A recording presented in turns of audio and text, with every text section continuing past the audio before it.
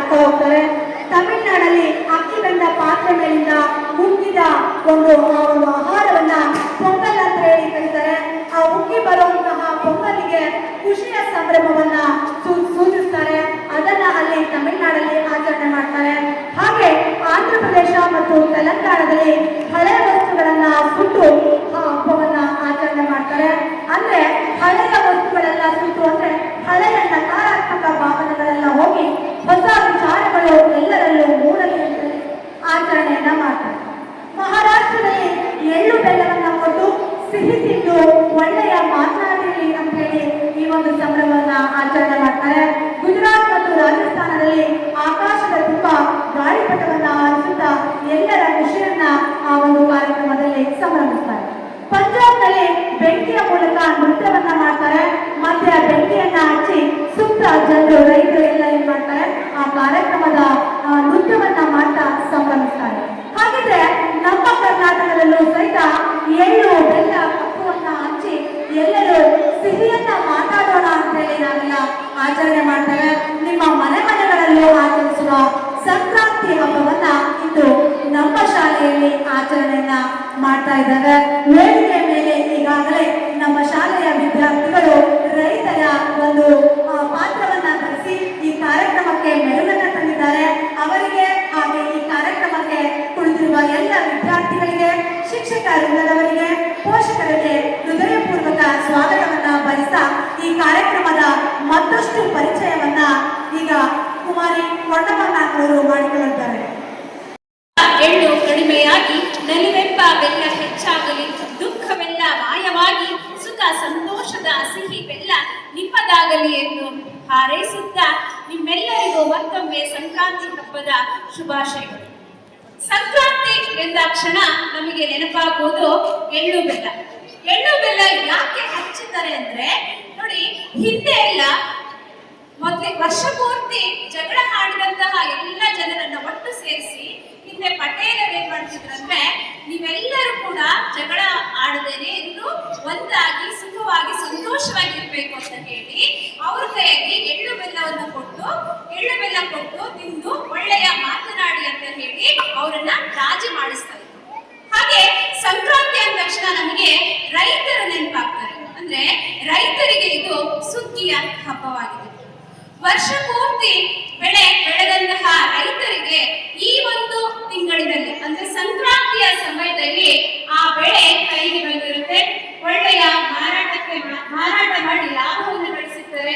ಹಾಗಾಗಿ ಹೊಸ ಧಾನ್ಯಗಳನ್ನ ಮನೆಗೆ ತಗೊಂಡು ಬಂದು ಅವರು ದೇವರಿಗೆ ಸಮರ್ಪಣೆ ಮಾಡಿ ವರ್ಷ ಪೂರ್ತಿ ಅವರಿಗೆ ಊಟಕ್ಕೆ ಬೇಕಾದಷ್ಟು ಧಾನ್ಯಗಳನ್ನ ಇಟ್ಕೊಂಡು ಧಾನ್ಯಗಳನ್ನ ಪೂಜಿಸಿ ಅವರು ಹಬ್ಬವನ್ನ ಸಂಭ್ರಮಿಸ್ತಾರೆ.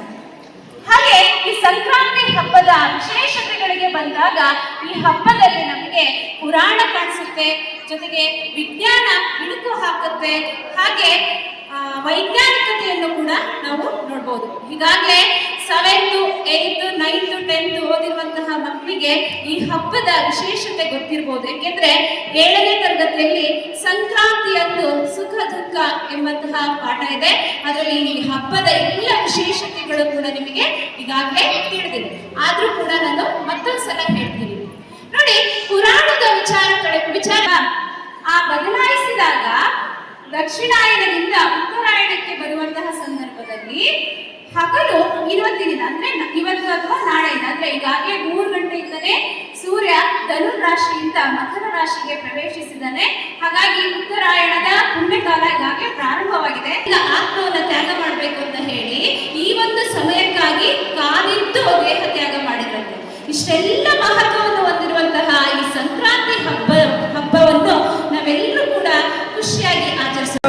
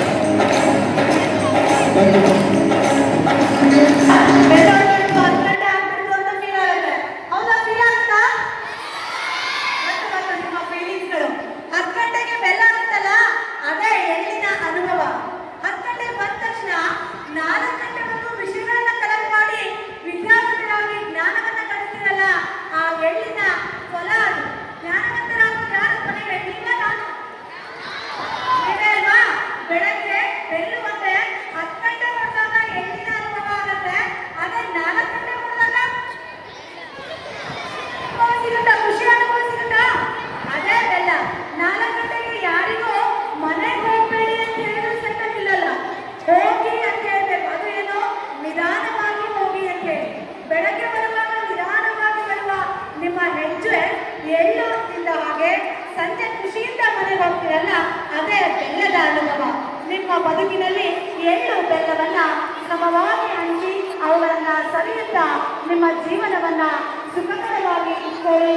ಮತ್ತೊಮ್ಮೆ ಇಲ್ಲಿ ಸೇರಿರುವ ಎಲ್ಲ ಪೋಷಕರಿಗೂ, ಶಿಕ್ಷಕರಿಗೂ, ಮಕ್ಕಳಿಗೂ ಮಕರ ಸಂಕ್ರಾಂತಿಯ ಹಾರ್ದಿಕ ಶುಭಾಶಯಗಳು.